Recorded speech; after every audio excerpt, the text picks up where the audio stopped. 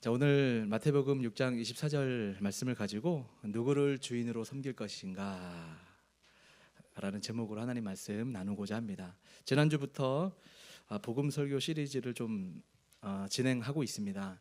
지난주는 자존감, 여러분의 자존감은 어디에서 오는가 라는 주제로 지난주 말씀을 살펴보았죠. 잠시 복습을 해본다면 우리가 이 땅을 살면서 우리가 자존심, 자신감을 내가 갖고 있다라고 하는 그 근원이 과연 어디에서 오고 있는가? 일반적으로 세상적인 사람들은 내가 성취한 것들이나 나의 배경이나 나의 능력을 자신감, 자존감 삼아 자기 정체성을 규정했다면 우리 예수 믿는 사람들은 그런 시각으로 보는 순간부터 시험에 빠질 수밖에 없다. 그래서 우리는 하나님께서 태초전부터 우리를 어떻게 예정하셨고 우리를 지으셨고 우리를 인도하고 계신지를 믿는 믿음으로 눈떠야 그게 참된 성경적 가치관이고 그런 사람만이 세상에서 시험 들지 않고 승리할 수 있다라고 정리할 수 있습니다. 자, 근데 오늘 말씀은 또 연결선상에서 볼 수가 있어요. 이제 주제 설교 시리즈 큰 주제로서는 돈과 복음인데 우리는 누구를 증인으로 섬길 것인가? 이런 주제로 이제 말씀을 좀 보고자 합니다. 우리가 일상에서 흔히 듣는 말들이 있습니다.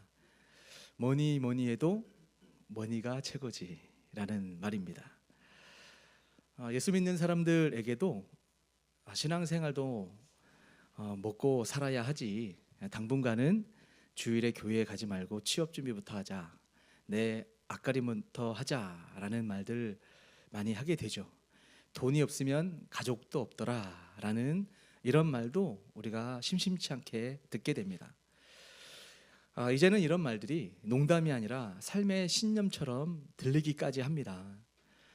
SNS 하시는 분들은 좀 아시겠지만 주식, 부동산, 재테크, 경제적 자유 같은 해시태그가 넘쳐나고 있습니다.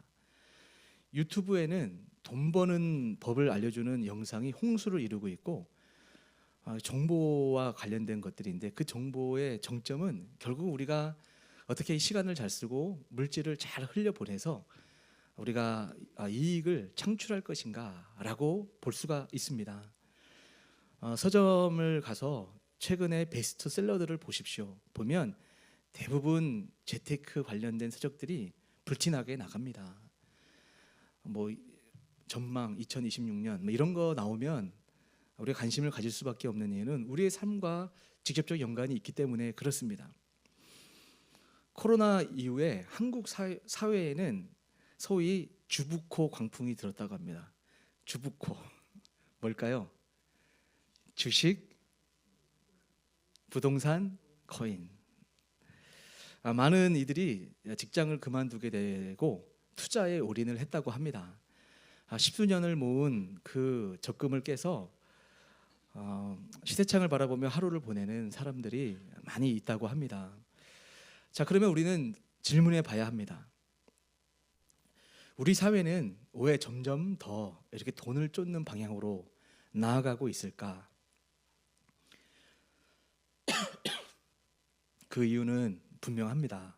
그거는 어떤 사고에 세팅을 하고 있기 때문에 그러냐면 소유는 행복이다 라고 하는 세속적 이 세계관이 깊이 뿌리 잡고 있기 때문에 그렇다는 거예요.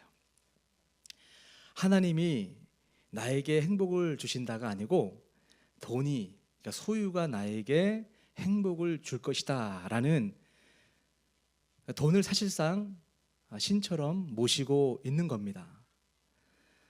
자, 그러면 돈은 중립적인 도구인가 경쟁하는 신인가라고 하는 포인트로 좀 생각해 보기 원합니다.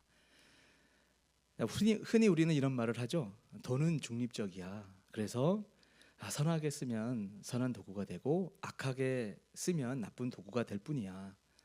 그래서 우리는 돈을 그저 도구라고 생각하는 경우가 있습니다. 자, 그런데 오늘 아까 읽었던 마태복음 6장 24절을 보니까 주님이 이 재물에 대해서 어떻게 지금 정의하고 우리에게 말씀하고 있는지 다시 한번 띄워주시겠어요? 자, 보세요. 한 사람이 두 주인을 섬기지 못할 것이니, 한 사람이 두 주인이라고 얘기를 하고 있어요. 혹 이를 미워하고 저를 사랑하거나 혹 이를 중히 여기고 저를 경히 여김이라. 너희가, 그러면서 하나님과 재물을 겸하여 섬기지 못하느니라 라고 말씀을 하고 있습니다. 분명히 두 존재에 대해서 이제 말씀을 하면서 그 두 존재가 누구냐면 하나님과 재물이라는 거예요. 여러분, 하나님은 세상을 창조하신 분이시고 우리가 어느 부분에 대해서 마음이 끌리는지를 너무나 잘 아는 분이에요. 그런 우리 하나님께서 하나님의 동급으로 자신을 비교하고 있다고 하는 자체가 주님 입장에서 봤을 때는 굉장히 자존심 상할 만한 일이겠지만, 하나님이 생각하실 때는 하나님만큼 돈을 섬길 수 있다. 아니, 영적으로 우리가 은혜를 받지 못하면 하나님보다 돈을 섬길 수밖에 없다라는 것을 가르쳐주고 있습니다. 여기서 돈을 섬기는 주인의 자리에 올려놓고 있어요. 하면 교로하고 하면 겸하여 섬길 수 없다라고 말씀하지 않으실 것 같은데, 주님이 분명히 섬기는 주인의 자리에 놓고 말씀을 하고 있습니다. 여기서 재물이라고 하는 것은, 이 단어가 많이 들어보셨죠? 맘몬이라는 단어입니다. 맘몬. 단순한 돈이라는 의미를 넘어서 의지하고 신뢰하는 대상의 개념이 있습니다. 그러니까 즉 돈은, 그러니까 재물은 우리의 안전, 행복, 미래를 책임져 준다라고 믿는 거예요. 그래서 그렇게 믿는 순간 그 돈은 도구를 넘어서 하나님과 경쟁하는 라이벌 갓이 되는 거예요. 라이벌이 된다는 거예요. 리차드 포스터라는 사람이 돈, 섹스, 권력이라는 책에서 재물을 이렇게 정리했습니다. 하나님과 경쟁하는 또 다른 신이다. 적절해 보여요. 그리고 존 마크 코모라는 현대 또 학자가 이렇게 현대의 소비 문화를 정의했습니다. 쇼핑몰은 새로운 성전이 되었고, 아마존은 새로운 신전이 되었으며, 신용카드는 새로운 재단이 되었다. 라이프 스타일 블로거들은 새로운 제사장이 되었다. 그리고 돈이 새로운 신이 되었다. 이렇게 묘사를 했는데 참 적절해 보입니다. 형식만 다를 뿐 이 시대에도 여전히 예배를 드리고 있는데, 그 예배의 대상이 하나님인지 돈인지 그것이 문제라는 겁니다. 자, 이제 좀 더 디테일하게 좀 들어갔으면 좋겠는데, 읽진 않았지만 누가복음 12장입니다. 누가복음 12장 13절부터 21절을 보게 되면 세상의 복음이라고 하죠. 세상에서 말하는 좋은 소식이라고 하는 것은 소유를 의미하는데, 이것이 지금 무엇이 문제인지를 하나님이 정확하게 지적을 해주는데, 같이 말씀을 한 절씩 교독할게요. 제가 먼저 13절 읽겠습니다. 무리 중에 한 사람이 이르되, 선생님, 내 형을 명하여 유산을 나와 나누게 하소서 하니, 누가 나를 너희 재판장이나 물건 나누는 자로 세웠느냐 하시고, 그들에게 이르시되 삼가 모든 탐심을 물리치라. 사람의 생명이 그 소유에 넉넉한 데 있지 아니하니라 하시고, 비유로 그들에게 말하여 이르시되 한 부자가 그 밭에 소출이 풍성 심중에 생각하여 이르되 내가 곡식 쌓아둘 곳이 없으니 어찌할까 하고, 또 이르되 내가 이렇게 하리라.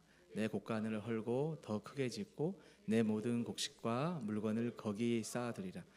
또 내가 내 영혼에게 이르되 영혼아, 여러 해 쓸 물건을 많이 쌓아 두었으니 평안히 쉬고 먹고 마시고 즐거워하자 하리라 하되, 하나님은 이르시되 어리석은 자여, 오늘 밤에 내 영혼을 도로 찾으리니 그러면 내 준비한 것이 누구의 것이 되겠느냐 하셨으니, 같이요. 자기를 위하여 재물을 쌓아두고 하나님께 대하여 부여하지 않은 자가 이와 같으니라. 아멘. 자, 이 누가복음 12장에는 한 사람이 등장을 해요. 일단 먼저 누가복음 12장에는 형과 유산 문제로 예수님께 나와서 질문하는 한 사람이 나옵니다.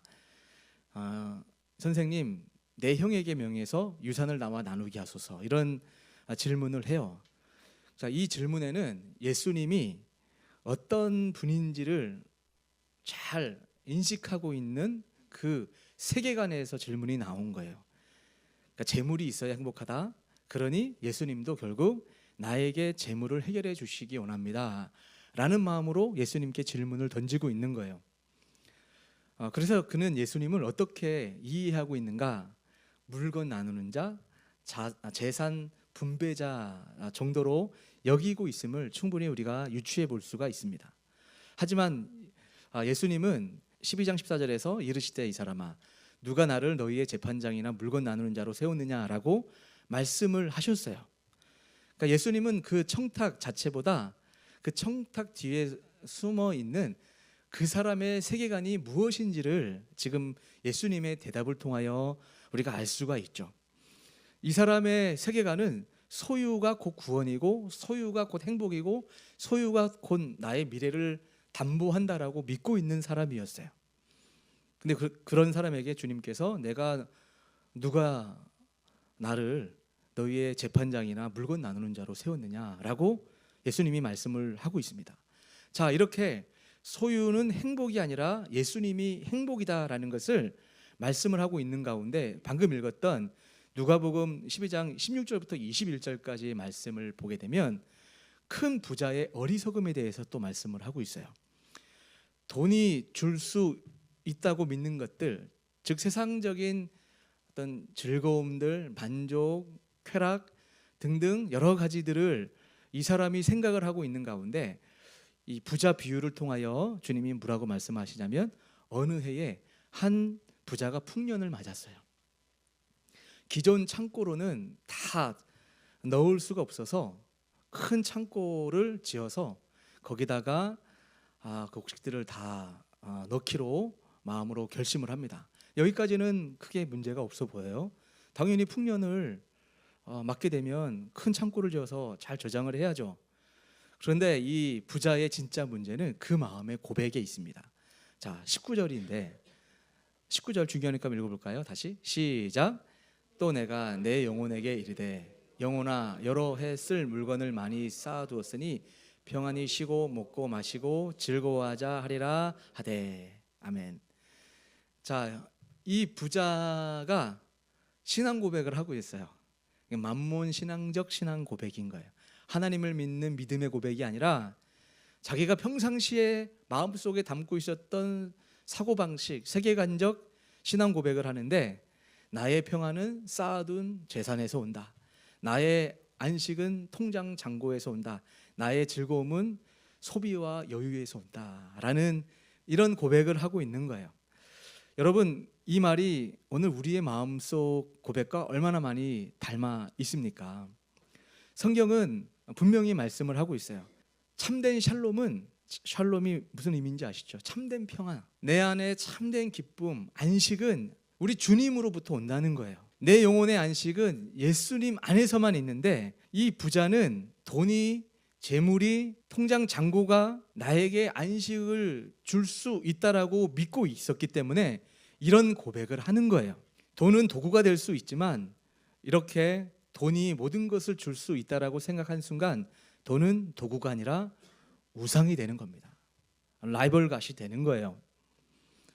오늘 우리의 우상은 출애굽기에 등장하는 금송아지 만들어 놓고 절하는 그런 것이 우상이 아니고 통장 잔고, 평수, 아파트 평수, 여러분 집의 상태, 여러분의 연봉, 주식 계좌, 코인 시세 이런 것을 마음속에 많이 두고 있다면 그것이 여러분의 우상이라는 거예요. 자, 그러면 왜 돈은 결국 우리에게 행복을 보장하지 못하는지를 제가 세 가지를 정리해서 말씀을 드리도록 하겠습니다. 일단 이것은 세상의 나름 지혜자가 얘기한 말과 성경이 어떻게 뒷받침을 하고 있는지를 제가 말씀을 드리고자 해요. 돈이 행복을 보장하지 못하는 이유 첫 번째가 일정 수준 이후에는 행복이 더 늘어나지 않는다는 거예요. 연구자들에 의하면 소득이 어느 정도 선까지 이제 늘어나게 되면 삶의 안정감을 느끼고 행복감을 갖게 되겠죠. 그런다는 거예요. 근데 그 이후부터 어느 정점이 있겠죠. 그 돈이 늘어나도 만족과 행복감은 거의 증가하지 않았다라는 연구 결과를 내놓았습니다. 이것을 일찍이 솔로몬이 전도서 5장 10절부터 13절을 통해서 솔로몬이 이렇게 말씀을 했어요. 자, 같이 읽어볼까요? 10절부터 13절 시작. 은을 사랑하는 자는 은으로 만족하지 못하고 풍요를 사랑하는 자는 소득으로 만족하지 아니하나니 이것도 어때도다. 재산이 많아지면 먹는 자들도 많아지나니 그 소유주들은 눈으로 보는 것 외에 무엇이 유익하랴. 노동자는 먹는 것이 많든지 적든지 잠을 달게 자거니와 부자는 그 부유함 때문에 자지 못하느니라. 내가 해 아래에서 큰 패단이 되는 일이 있는 것을 보았나니 그 소유주가 재물을 자기에게 해가 되도록 소유하는 것이라. 아멘. 자, 특별히 11절 보니까 재산이 많아지면 먹는 자들도 많아지나니 그 소유주들은 눈으로 보는 것 외에 무엇이 유익하리요. 소유가 많으니까 관리하는 사람도 많다는 거겠죠. 그러니까 나가는 돈도 많다는 의미예요. 결과적으로 더 많은 관리, 더 많은 책임, 더 많은 긴장이 따라온다라고 볼 수 있습니다. 결과적으로 버는 것은 많은데 남는 것이 없다라는 느낌을 갖게 된다라는 겁니다. 이 중에 우리 예수원교회 성도님들 그런 분 많으시죠? 버는 거 많은데 우리 아까 일부 때 예배하시는 분들하고 저희도 이런 고백이라 좀 해봤으면 좋겠어요. 버는 건 많은데 남는 것도 없어. 그런 경험이 어떤 경험일까? 이런 얘기들을 해보긴 했는데, 자, 두 번째는 돈이 많을수록 염려와 긴장이 커진다라는 겁니다. 아까 5장 12절에 노동자는 먹는 것이 많든지 적든지 잠을 달게 자거니와 부자는 그 부유함 때문에 자지 못하느니라, 이렇게 말씀이 되어 있습니다. 자, 돈이 없을 때의 걱정이 있다면 돈이 많을 때의 걱정 또한 있습니다. 이것을 어떻게 지키지? 어디에 투자해야 되지? 떨어지면 어떡하지? 자, 이 정도의 생각이 우리 마음 가운데 사로잡고 있다면 돈이 우리를 지켜주는 것이 아니라 우리가 돈을 지켜야 하는 상황이 되어버린 거죠. 그렇죠? 이게 문제라는 거예요. 자, 세 번째로 돈이 우리를 지켜주지 못하고 돈이 우리에게 해가 된다는 것은 비교와 열등감이 늘 따라오기 때문에 그렇습니다. 오늘의 소비 사회에서는 행복이 계량화돼요. 그런 것 같아요. 자, 연봉이 얼마세요? 집 평수가 어떻게 되시죠? 차 어떤 거 끄세요?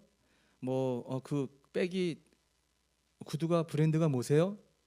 어디 여행 가요? 이런 것들이, 그런데 우리가 가고 싶기도 하고 그런 걸 소유하고 싶잖아요. 근데 그렇게 소유하지 못하고 그런데 못 살고 그렇게 살면 우리가 불행하다고 여겨지는 거죠. 반대로 또 그렇게 살면 내가 행복하다고 여겨질 수도 있어요. 자, 그런데 여기서 성경적 입장을 얘기하는 거예요. 아까 소유, 리콜, 행복이라고 하는 이 가치관을 가지고 있으면 끊임없이 서로를 비교할 수밖에 없어요. 30평 살 때는 감사했는데 50평에 사는 사람을 보면 왠지 감사가 사라져. 그렇잖아요. 그죠? 소유, 리콜, 행복이라고 하는 세계관을 가지게 되면 끊임없이 비교할 수밖에 없는 한계를 우리가 가지고 있습니다. 그 사람들은 여전히 참된 복음을 모른 채 내가 어떤 걸 소유하거나 어떤 걸 성취하거나 내가 이런 걸 가지고 있으면 행복할 거야 라고 하는 거짓된 복음을 따라 오늘도 그 돈을 향해 불나방처럼 열심히 달려가고 있는 거예요. 이 복음은, 우리 성경은 우리에게 이 재물, 이 만몬, 돈에 대해서 우리가 어떤 시각을 갖기를 원하는지를 살펴봐야 되겠죠. 돈을 소유가 아니라 소명으로, 청지기의 시각으로 만몬을 봐야 한다는 거예요. 여러분, 일단 돈에 대한 관점을 바꿔야 되는데, 여러분 경제를 뜻하는 영어가 뭐죠? 에코노미, 그죠? 에코노미 다 아시죠? 에코노미예요. 경제를 뜻하는 이 단어는 헬라어 오이코노모스라는 단어에서 파생됐어요. 오이코노모스는 청직이라는 뜻입니다. 여기에서 에코노미가 나왔어요. 그러니까 성경적이야. 우리 분명히 느헤미야 살펴봤죠. 우리 주님께서 여러분들에게 물질이 생겨서 여유가 생기면 빌려주라는 거죠. 빌려주는 목적이 뭐였죠? 너네들의 이윤 창출이 아니라 그 사람들이 어려울 때 그들을 도와주는 측면에서 대출을 해주라는 거였잖아요. 성경은 끊임없이 우리 공동체적으로 어떻게 서로 하나님 안에서 행복하게 서로 잘 살 수 있는지를 가르쳐주고 있어요. 근데 에코노미라고 하는 것은 오이코노모스, 청직이라는 이 단어에서 파생됐다라는 데 굉장히 중요한 의미가 담겨 있습니다. 청지기가 어떤 존재죠? 주인의 것을 맡아 관리하는 사람입니다. 이런 사람을 청지기라고 불러요.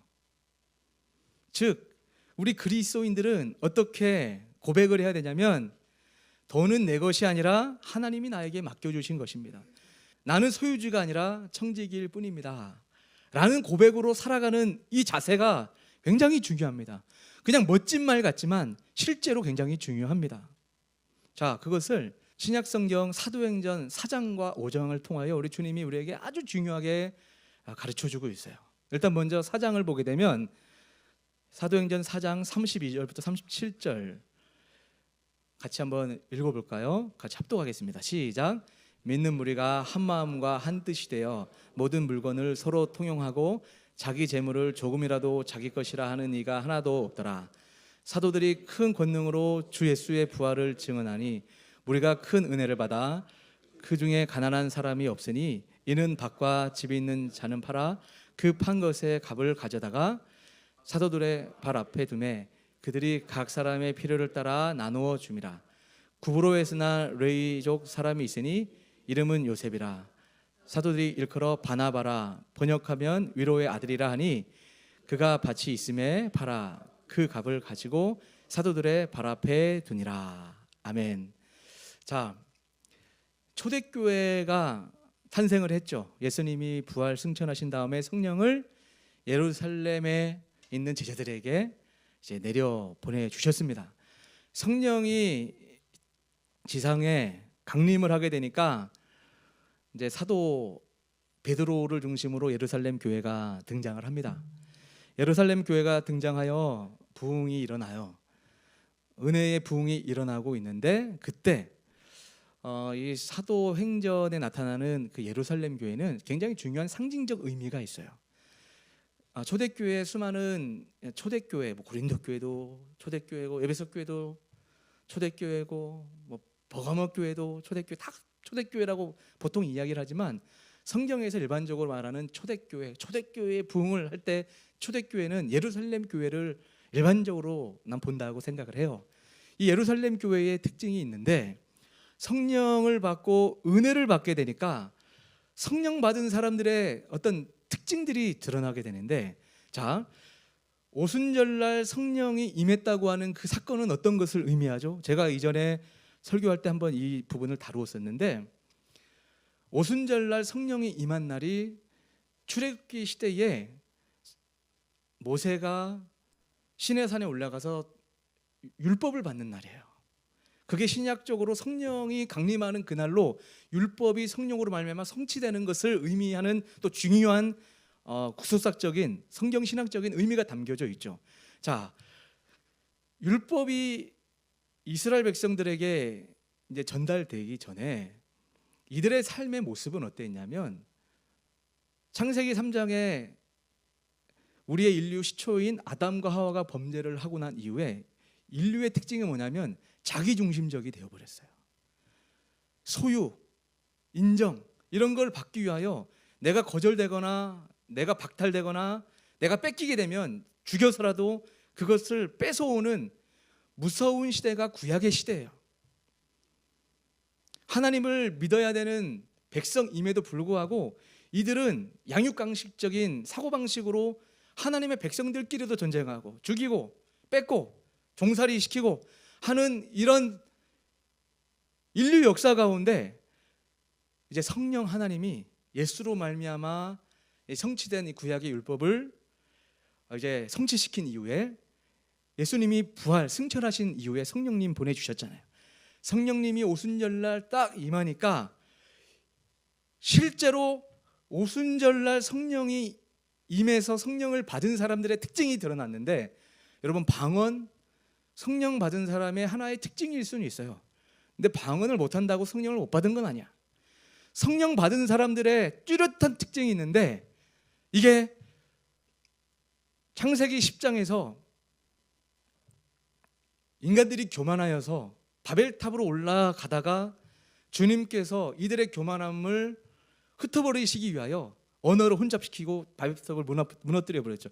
그 이후부터 이 사람들은 언어가 통하지 않았고 자기중심적으로 살게 되었고 인류끼리 늘 싸우는 인생을 살았는데, 성령 하나님께서 성령을 보내셔서 성령을 받은 사람의 특징이 다른 것이 아니라 내 중심적인 삶에서 다른 사람들과 함께 연합의 삶으로 바뀌더라는 거예요. 이게 성령 받은 사람의 가장 중요한 특징인 거예요. 여러분, 내가 성령 충만하다, 내가 성령 받았다, 내가 은혜 받은 사람입니다라는 그 표징이 다른 어떤 것들이 있지만 가장 중요한 특징은 하나님을 만난 사람은 나 중심의 삶을 이제 가지고 살아갔던 사람이 타인 중심, 교회 중심, 다른 사람을 돌보는 사람으로 바뀐다라는 거예요. 이것을 분명히 오늘 읽었던 사도행전 4장 32절부터 37절에 그렇게 말씀을 하고 있어요. 이들이 사도들의 가르침, 그러니까 즉 하나님의 말씀에 은혜를 받고 성령 충만 받게 되니까 큰 권능이 나타나고 성령 충만한 역사가 일어나는데, 그들 중에 가난한 사람이 없대요. 왜? 자신들이 가지고 있는 그 물질, 만문들을 흘러가게 하는 거예요. 선악의 물질이 흘러가게 하는 역사가 일어나는데, 이 중에 누가 등장을 하냐면 바나바라는 사람이 등장을 합니다. 바나바는 요셉인데 사도들은 바나바라고 불렀다는 거예요. 바나바는 위로의 아들이라는 의미죠. 자, 이 바나바라는 사람이 등장을 합니다. 사도행전에서 바나바라는 사람은 사실 사도 바울이 있게끔 하는데 중요한 매개체 역할을 한 사람이에요. 사도 바울이 정말 사도로서 역할을 하기 위해서는 이 바나바의 중재와 역할이 없었으면 초대교회 안디옥 교회 중심적으로 이후 서구 선교회에 나가는데 결코 바울이 서 있을 수가 없었습니다. 그러니까 바나바는 굉장히 중요한 영적 리더십을 가진 사람이었어요. 자, 그러면 어떻게 영적 리더십을 갖게 되었을까요? 집사인 바나바는 성령 받고 은혜 받았을 때부터 남달랐어요. 자신이 가지고 있는 재물들, 보안이 좀 유력했던 사람 같아요. 자신이 가지고 있는 이 물질도 하나님 앞에 기꺼이 드려서 이렇게 주의 영광을 위하여 써주시기 원합니다라는 이런 모습으로 진심으로 드렸단 말이에요. 이후에 안 봐도 뻔한 것은 바나바라고 하는 사람은 초대교회의 7지사 중에 한 사람이기도 하지만 교회의 중요한 리더십을 가졌던 사람임은 분명해요. 이런 상황에 한 간신 같은 비슷하게 흉내내고 싶은 사람 아나니아 삽비라가 5장에 바로 등장을 합니다. 바나바라는 사람이 딱 등장하자마자 아나니아 삽비라가 뭘 봤을까? 오, 그래, 다 물질 다 드리는 분위기네. 만몬 아까운데 그래도 이거를 드리지 않으면 내가 바나바처럼 인정을 받고 싶긴 한데 어떻게 해야 되지? 이런 만문적이고 하나님과 돈을 올려놓고 저울질하듯, 우리 주님이 오늘 말씀하셨던 하나님과 돈을 겸하여 섬기지 못한다고 말씀하는데, 아나니아 삽비라는 하나님을 섬긴 게 아니었어요. 누구를 섬기고 있습니까? 만문을 섬기고 있는 거예요. 물질, 이거 없으면 어떡하지? 일단은 명분은 갖춰야 되니까 조금은 드리자. 그러나 다 주면 나 망하면 어떡해? 내 미래가 불안하잖아 라는 마음에 정도만 드린 겁니다. 그것을 자, 사도행전 5장 1절 3절에서 이렇게 말씀합니다. 같이 또 읽어볼까요? 시작. 아나니아라는 사람이 그의 아내 삽비라와 더불어 소유를 팔아 그 값에서 얼마를 감춤해 그 아내도 알더라. 얼마만 가져다가 사도들의 발 앞에 두니 베드로가 이르되 아나니아야, 어찌하여 사탄이 내 마음에 가득하여 내가 성령을 속이고 땅값 얼마를 감추었느냐. 아멘. 여기 2절에 감추다는 횡령하다, 떼어놓다라는 말이에요. 횡령하니까 되게 자체가 좀 무겁게 다가오는데 진짜 원어 자체의 의미가 그래요. 횡령한 거예요. 횡령, 떼어놨어요. 그러니까 아예 안 맡겼으면 되는데 맡기는 척을 했는데 마음은 안 왔던 거죠. 그들은 하나님께서 맡기신 것을 자기 소유로 붙들려고 했어요. 눈에는 여전히 사도들 앞에 돈을 갖다 놓은 것처럼 보였지만 실제로는 돈이 여전히 그들의 머리에 올라타 있는 상태의 모습입니다. 그래서 그들은 두려운 심판을 받은 거예요. 이는 돈의 종이 곧 영적 죽음의 길이라는 것을 우리에게 가르쳐주는 중요한 의미가 담겨 있습니다. 사랑하는 성도 여러분, 저는 이 사도행전 4장과 5장의 이 연속 나오는 이 말씀의 연관성 가운데 굉장히 중요한 의미가 담겨 있다고 생각을 합니다. 자, 하나님께서 아나니아 삽비라를 이렇게 죽인 이유가, 아나니아만 살폈지만 나중에 삽비라도 죽어요. 성령을 속였다고 하면서 하나님께서 마치 벼락 맞아 죽게 하듯 으악 하고 영혼이 떠난단 말이에요. 만약에 이런 거를 하나님 앞에 헌금을 할 때, 아니면 우리 거짓말을 할 때 하나님께서 사람을 이렇게 직사시킨다고 하면 우리 예배드리다가 으악 으악 하고 다 저기도 가셨네, 막 이런 일이 반복이 될 거예요. 그렇죠? 근데 그거를 의미하는 게 아니란 말이에요. 그러니까 이런 식으로 하면 우린 두려워서 예배를 드릴 수가 없을 거예요. 그런 의미보다 아주 중요한 핵심 포인트가 하나 있어요. 초대교회는 예루살렘 교회로서 교회의 모범이 돼야 되는 교회란 말이에요. 사도행전의 시작과 같은 이 교회가 건강하게 세워져 가려면 어떤 사람이 교회의 리더가 되어야 될까요? 당연히 바나바 같은 사람이 중요하다. 그런 교회가 되어야 된다는 것을 리더십을 세우는 데에 중요한 하나의 본보기로 바나바와 같은 사람을 보인다면, 아나니아 삽비라 같은 사람은 교회에 많이 있어요. 많이 있다고 생각을 합니다. 교회적으로도 인정도 받고 싶고 뭔가 리더십도 가지고 싶긴 한데 이러기는 좀 아깝고, 이런 식의 한 발은 세상에 한 발은 하나님, 이런 거 안 된다. 이런 것을 하나님이 얼마나 이런 모습을 불편하게 생각하시는지를 상징적으로 주는 중요한 포인트라는 거예요. 여러분 축복합니다. 우리 예수원교회는 정말 하나님 보시기에 마음과 행동이 정말 주님이 보시기에 인정할 만한 깨끗한 그릇이 될 수 있기를 주님의 이름으로 축복합니다. 세상적인 만몬적인 문화가 우리 교회를, 예수원교회를 잠식하는 것이 아니라 정말 성경적이고 하나님이 정말 기뻐할 만한, 예수님이 원하고 예수님만을 기뻐하는 우리 예수원교회가 되면 얼마나 좋을까라는 생각을 하게 됩니다. 여러분, 우리가 이 땅에 살아가는 사람들이 주님을 믿는다고 하면서도 여러분이 지금 피눈물을 흘리고 괴로워하고 있는 이유가 뭔지 아십니까? 여러분도 모르게 만몬적인 사고방식이 여러분 가운데 뿌리 내려 있어요. 결혼도 마찬가지예요. 나 결혼 잘해야 돼. 왜? 나를 편하게 먹여 살려줄 수 있는 사람, 나 아내를 잘 만나야 돼. 세상이 어려우니까 나와 같이 일해줄 수 있는 사람, 이런 조건과 기준을 가지고 결혼 상대를 찾는 사람들 많아요. 근데 그런 사람들이 잘못됐다고 말할 수는 없어요. 왜? 삶이 힘드니까, 열심히 살아야 되니까. 여러 자세 좋아요. 그러나 그 가치관 자체가 결혼이든 직장이든 관계든 뭐든 여러분이 걸어가는 걸음에 그 세계관 기준이 뭐냐라는 거예요. 결국은 만몬이라고 하는 우리 머리부터 뼛속 깊이 뿌리 내려져 있는 세속적인 재물 중심적인 이 사고방식에서 우리가 자유롭지 않으면 여러분, 우리 어쩔 수 없어요. 계속 지난주와 비슷하게 잘 먹고 잘 살고 잘 되는 것이 성공이고 은혜 받은 것이고, 이런 관점으로 이해를 한다면 소유, 재물, 리콜, 행복, 나는 행복한 사람이야, 성공한 사람이야, 이렇게 갈 수밖에 없어요. 그런 게 아니란 말이에요. 하나님께서 예수 믿고 하나님을 믿는 사람은 세상의 가치관과 결별해야 된다라는 거예요. 자, 또 하나의 포인트는 욕심, 탐심은 염려로 위장된다는 거예요.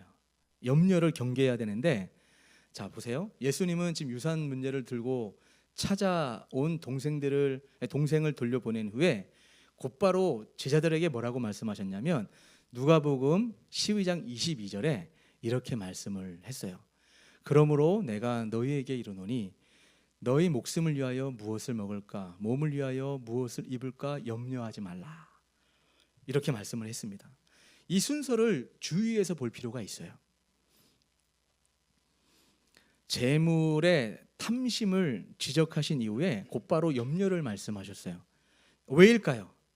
사람들은 대개 욕심은 죄라는 거 쉽게 동의해요. 그러나 염려는 죄로 보지 않습니다. 욕심 많은 사람은 탐욕스럽다고 비난하지만, 걱정 많은 사람은 염려가 많기 때문에 연약하게 보지, 이런 사람을 뭔가 어떤 큰 죄를 범하는 사람처럼 보지는 않아요. 그래서 탐심이 자주 염려의 옷을 입고 우리 속으로 들어온단 말이에요. 자, 여러분이 살아가는 삶 가운데 지금 어떤 염려를 하고 있는 부분이 하나 있죠. 그 염려의 근원이 뭐예요? 진짜 염려의 근원이 뭐세요? 이런 거 아니에요? 미래가 불안해서, 노후가 걱정돼서, 아이들 때문에. 저도 이 부분에 대해서 자유롭지 않아요. 창고에 곡식들을 이렇게 쌓아놓은 그 부자 이야기를 할 때 저도 사람인지라 우리 예수원교회에 우리 통장에 재정이 이만큼 많아지면 우리 예수원교회는 소망이 넘쳐, 이런 생각을 하겠지? 뭐 이런 생각. 우리 예수원교회에 성도가 많아지면 그래, 이 성도만 봐도 그래, 우리 예수원교회는 미래가 밝을 거야, 이런 생각들 하는 것이 떠올랐어요. 그러길 바라긴 하죠. 물론 교회 사람인데 우리 교회가 여러 면에서 성장하고 풍성해지면 좋은 거 아니겠어요? 그런데 이 순서가 바뀌면 이것 또한 위험할 수 있겠구나라는 생각을 스스로 또 해보게 되었습니다. 그래서 이거 방금 얘기했던 그 미래가 불안하고 노후가 걱정되고 아이들 때문에 걱정하는 것이 너무 많아지다 보면 이거 탐심이 된단 말이에요. 그래서 염려가 되어서 우리의 신앙을 갉아먹어요. 그래서 예수님은 염려를 강력하게 금하고 있는 것입니다. 염려를 끊지 않으면 탐심이 계속 들어오고, 탐심이 들어오면 어떻게 될까요? 돈이 우리 인생의 주인 자리를 차지한다는 거예요. 맞죠? 논리적인 순서가 정확합니다. 그래서 우리는 어떻게 해야 되는가? 돈이 아니라 하나님을 신뢰해야 된다라는 것을 우리에게 말씀하고 있습니다. 시편 37편 25절, 다윗이 고백한 시편이에요. 같이 한번 읽어볼까요? 시작. 내가 어려서부터 늙기까지 의인이 버림을 당하거나 그의 자손이 걸식함을 보지 못하였도다. 자, 성군 다윗의 고백은 내가 어려서부터 늙기까지, 다윗이 늙어서 기록한 시편이에요. 다윗의 후손으로 예수님이 오셨죠. 다윗의 입을 빌러 이렇게 지금 우리 주님이 말씀을 하고 있는 거예요. 내가 어려서부터 늙기까지 의인이 버림당하거나 그 자손이 걸식함을 보지 못했다. 걱정하지 마라. 너희들이 의인이다라는 거예요. 지난주에 살펴봤죠. 어떤 사람이 의인입니까? 여러분, 어떤 사람이 의인이에요? 율법을 지키고 남다른 믿음을 발휘하는 사람이 의인이 되는 겁니까? 성경적 의인, 니고데모 사건 통해서 우리가 배웠죠. 니고데모는 율법을 지켰던, 열심히 있었던 바리새인이었어요. 그러나 이 니고데모가 마음에 갈급함이 있어서 예수님을 찾아갔죠. 제가 어떻게 구원을 받겠습니까? 했더니 네가 거듭나야 되겠다. 내 나이가 몇인데 다시 태어납니까? 그래, 인간의 눈으로는 이해할 수 없어. 하나님의 뜻으로 말미암아 거듭나야 거듭난다 라고 얘기했죠. 이게 무슨 의미예요? 우리에게 쉽게 얘기를 해보면 하나님의 성령이, 그러니까 예수님이 보내신 성령께서 우리를 설교 말씀이든 큐티 말씀이든 옆에 있는 믿음의 지체들의 권면을 통하여 하나님의 음성이 들려온 거예요. 내가 죄인이네. 나 이렇게 살면 안 될 것 같아. 주님, 나에게 소망이 있나요? 나 같은 죄인도 구원받을 수 있나요? 나 좀 새롭게 살 수 있나요? 이런 마음으로 하나님께 가까이 간 거예요. 내가 믿고 내가 하나님께 다가간 것 같지만 알고 보면 하나님께서 먼저 우리를 사랑하시고, 지난주에 살펴본 바와 같이 태초에 영원하신 하나님의 기쁨의 뜻 가운데 우리를 예정하시고 우리를 부르시고 우리를 태어나게 하시고 하나님의 뜻을 이루며 살게끔 우리를 부르셨단 말이에요. 그런 사람은 의인이라고 말한단 말이에요. 여러분, 우리가 의인됨을 믿으십니까? 믿을 수 있기를 축복합니다. 여러분, 우리는 이 땅에 살지만 만몬의 강력한 영향력 가운데 우리도 흔들리는 삶을 살지만 우리는 의인이에요. 의인. 분명히 주님이 선포하십니다. 내가 어려서부터 늙기까지 의인이 버림을 당하거나 그 자손이 걸식당함을 보지 못했다. 자녀를 키워나가고 있는 우리 사랑하는 성도 여러분, 걱정 마세요. 만몬과 돈을 의지하기보다는 하나님을 신뢰하라는 거예요. 만몬과 돈을 무시하라는 거 아니에요. 우리 그거 없으면 못 사는 거 우리 알아요. 그러나 마음이 정말 하나님 중심적으로 바뀌지 않으면 염려와 걱정에 사로잡혀서 우리가 원하는 그 행복을 추구하기는커녕 행복하지 못한 불행한 삶을 살아갈 수밖에 없다는 것을 우리가 깨닫고 있고, 그런 삶을 살고 있으면 아이들이 영향을 받아서 아이들도 불행해진단 말이에요. 아이들도 어떤 게 행복인지 모르고 그냥 그렇게 산다니까요. 시편 23편 주님이 이렇게 말씀합니다. 잘 아시죠? 여호와는 나의 목자시니 내게 부족함이 없으리로다. 그가 나를 푸른 풀밭에 누이시며 실 많은 물가로 인도하시는도다. 내 영혼을 소생시키시고 자기 이름을 위하여 의의 길로 인도하시는도다. 내가 사망의 음침한 골짜기로 다닐지라도 해를 두려워하지 않을 것은 왜요? 주께서 나와 함께 하심이라. 주의 지팡이와 막대기가 나를 안위하시나이다. 여기서 주의 지팡이와 막대기는 두 가지 용도예요. 하나는 짐승, 곰이나 사자나 늑대가 왔을 때 때려잡는 지팡이가 있다면, 막대기는 양들을 때리는 거야. 건너가면 때려가지고 이탈하지 않도록, 이동해야 되는데 게으르게 누워 있으면 때려서 일어나라고 해야 되는 막대기가 있어야 되는 거예요. 주님은 우리가 고집이 센 양인 줄을 아시고, 그러나 우리를 사랑하기 때문에 선한 의도를 가지고 사망의 음침한 골짜기도 지나갈 수밖에 없어요. 그래도 걱정하지 말라라는 거예요. 그래서 내 원수의 목전에서 내게 상을 차려주시고 기름을 내 머리에 부으셨으니 내 잔이 넘치나이다. 내 평생의 선하심과 인자하심이 반드시 나를 따르리니 내가 여호와의 집에 영원히 살리로다. 아멘. 우리 인생에 하나님이 이러한 의도를 가지고 여러분을 부르고 계십니다. 세상신, 만문신, 그냥 생각 없이 세상이 말하는 그것 쫓아가지 말고 말씀이 우리에게 기준 삼아 주시는 원칙 삼아 살아가면 예루살렘 교회처럼 풍성한 은혜를 주시면 풍성한 은혜를 적절하게 흘러가게 하고, 내가 위기와 어려움을 당하면 사랑하는 공동체가 나를 지킬 거야 라고 하는 그거, 여러분 도시, 폴리스, 도시구구가 그렇게 나온 거예요. 내가 힘들고 어려울 때 나라가 나를 지켜주겠지. 좀 더 좁혀볼까요? 성경적으로 교회가 나를 지켜주겠지. 왜? 우리 주님이 계시니까. 주님의 은혜에 감동된 사람이 이 교회에 있으니까. 우리 예수홍교회 성도들이 다 그런 성도 될 수 있기를 주님의 이름으로 축복합니다. 이제 말씀 정리합니다. 우리를 책임지시는 분은 돈이 아니라 누구죠? 하나님이십니다. 은퇴자금, 주식계좌, 부동산 시세가 아니라 언약의 신실한 하나님임을 여러분 믿고 돈에 대한 염려에서 자유로워질 수 있기를 주님의 이름으로 축복합니다.